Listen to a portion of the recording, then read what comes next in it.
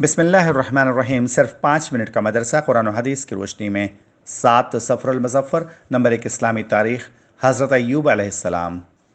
हज़रत अय्यूब अलैहिस्सलाम हज़रत इसहाक़ अलैहिस्सलाम की औलाद में से हैं। उनका शुमार अरब के पैगंबरों में होता है। वो अल्लाह ताला के नेक और बड़े साबिर व शाकिर बंदे थे। उन्होंने सब्र व शुक्र की ऐसी मिसाल पेश की कि खुद अल्लाह ताला ने उनके सब्र व तक़वा की शहादत दी। वो एक कामयाब ताजिर और मामलात में हद दर्जा अमानतदार होने के साथ तकवा व परहेजगारी में भी बेमिसाल थे। वो गरीबों को खाना खिलाते, बेवाओं, मिस्कीनों और तंगदस्तों की खूब मदद किया करते थे। अल्लाह ताला ने उन्हें बहुत माल व दौलत और औलाद से नवाजा था। फिर सख्त आजमाइश और इम्तिहान में मुब्तला किया और अता करदा माल व दौलत और औलाद सब कुछ वापस ले लिया, और ख़ुद वो 18 साल तक बीमारी में मुब्तला रहे। मगर इस कड़ी आजमाइश में भी कभी भी अपनी ज़बान से शिकवा शिकायत नहीं किया, और हमेशा सब्र व शुक्र ही करते रहे और अल्लाह ताला से दुआएं मांगते रहे। अल्लाह ताला ने उनकी दुआ कबूल फरमाई और सब्र के बदले में उन्हें पहले से ज़्यादा माल व दौलत और औलाद से नवाजा और बीमारी से नजात देकर सेहत व तंदुरुस्ती अता फरमाई। नंबर 2, अल्लाह की कुदरत। परिंदों का फ़ज़ा में उड़ना।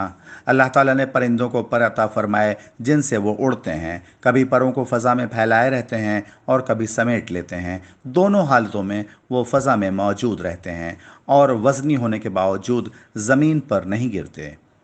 उन्हें फ़ज़ा में कौन रोके रखता है? अल्लाह ताला ने उन परिंदों को अपनी कुदरत से फ़ज़ा में उड़ने की सलाहियत से नवाजा है।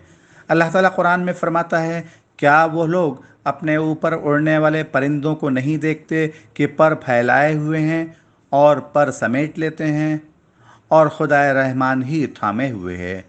बेशक हर चीज़ उसकी निगाह में है। नंबर 3, एक फ़र्ज़ के बारे में। अज़ान जुमा के बाद दुनियावी काम छोड़ देना।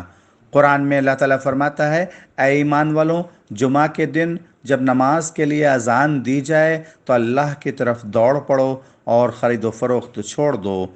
ये तुम्हारे लिए बेहतर है अगर तुम जानते हो। खुलासा, जुमा की अज़ान सुनने के बाद फ़ौरन जुमा के लिए निकलने की तैयारी करना और सारे दुनियावी कामकाज का छोड़ना ज़रूरी है। नंबर 4, एक सुन्नत के बारे में। गुस्ल से पहले वज़ू करना।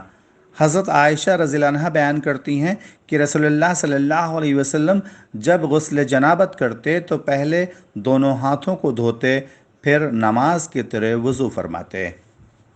नंबर 5, एक अहम अमल की फजीलत। लोगों के फ़ायदे के लिए अच्छा काम करना। रसूलुल्लाह सल्लल्लाहु अलैहि वसल्लम ने फरमाया, 7 चीज़ें हैं जिनका सवाब बंदे के मरने के बाद भी जारी रहता है जबकि वो कब्र में पड़ा हुआ होता है। जिसने इल्म दीन सिखलाया, कोई नहर खोदी या कुआं खुदवाया, या कोई दरख्त लगाया, या कोई मस्जिद बनाई, या कोई कुरान छोड़ गया, या कोई औलाद छोड़ी जो उसके लिए मरने के बाद मग़फ़िरत की दुआ करे। नंबर 6, गुनाह के बारे में। किसी नामहरम को देखना। रसूलुल्लाह सल्लल्लाहु अलैहि वसल्लम ने फरमाया, जिसने अजनबी औरत की तरफ नज़र उठाकर देखा तो अल्लाह ताला क़यामत के दिन उसकी आंखों में आग भर देगा और जहन्नम में दाखिल करेगा, और जिसने अपनी निगाह को नीचा कर लिया तो अल्लाह ताला उसके दिल में अपनी मोहब्बत डाल देगा और क़यामत के दिन उसे जन्नत में दाखिल करेगा। नंबर 7, दुनिया के बारे में। माल का ज़्यादा होना।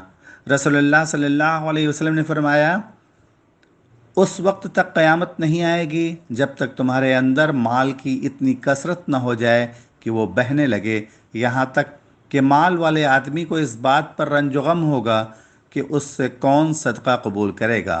वो एक आदमी को सदक़े के लिए बुलाएगा तो वो कह देगा कि मुझे इसकी कोई ज़रूरत नहीं। नंबर 8, आखिरत के बारे में। जन्नत की सिफ़ात।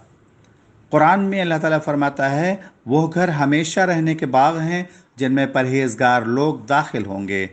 उन बागों के नीचे दूध, शहद और पाकीज़ा शराब की नहरें बह रही होंगी। जिस चीज़ को उनका जी चाहेगा वो उनको वहाँ मिलेगी। अल्लाह ताला परहेजगारों को ऐसा ही बदला दिया करता है। नंबर 9, तिब्बे नबवी से इलाज। एलवे के लेप से आँखों का इलाज। हज़रत उस्मान बिन अफ़्फ़ान रज़ियल्लाहु अन्हु फरमाते हैं कि एक शख्स हालत एहराम में था जिसकी आंखों में तकलीफ़ थी। تو رسول اللہ صلی اللہ علیہ وسلم نے آنکھوں پر ایلوے کا لیپ لگانے کو کہا۔ فائدہ: ایلوا ہندی دماغ اور آنکھوں کے اعصاب کی خرابیوں کو دور کرتا ہے۔ نمبر 10، قرآن کی نصیحت۔ قرآن میں اللہ تعالیٰ فرماتا ہے، اے ایمان والو، تمہارے اموال اور اولاد تمہیں اللہ کے ذکر سے غافل نہ کر دیں، اور جو شخص ایسا کرے گا تو وہی لوگ نقصان میں پڑنے والے ہیں۔